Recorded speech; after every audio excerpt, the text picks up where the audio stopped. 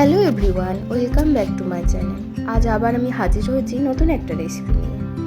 প্রথমে একটা পাত্রের মধ্যে কিছুটা টক দই নিয়ে কাশ্মীরি লঙ্কা, হলুদ, ধনে জিরে গুঁড়ো, লবণ, সর্ষের তেল মিশিয়ে একটা মিক্সচার বানিয়ে কিউব করে কেটে রাখা পনির দিয়ে দেবো। তারপরে একটা কড়াইয়ের মধ্যে তেল গরম করে জিরে গুঁড়ো, তেজপাতা, গোটা গরম মশলা, পেঁয়াজ দিয়ে কিছুক্ষণ কষাতে থাকবো। তার মধ্যে আদা রসুনের পেস্ট, টমেটোর পেস্ট দিয়ে আবারও কিছুক্ষণ কষিয়ে হলুদ গুঁড়ো, লঙ্কা গুঁড়ো, গোলমরিচ গুঁড়ো, চিকেন কারি মশলা, মিট মশলা দিয়ে কিছুক্ষণ কষাবো। তারপরে মিক্স করে রাখা পনিরটাকে দিয়ে আরও 5-7 মিনিট মতো ভালো করে রান্না করে ওপর থেকে কিউব করে কেটে রাখা পনির, ক্যাপসিকামের টুকরো দিয়ে আরও বেশ কিছুক্ষণ রান্না করে তারপর ওপর থেকে চেরা কাঁচা লঙ্কা দেবো আর একটু জল মিক্স করে দেবো।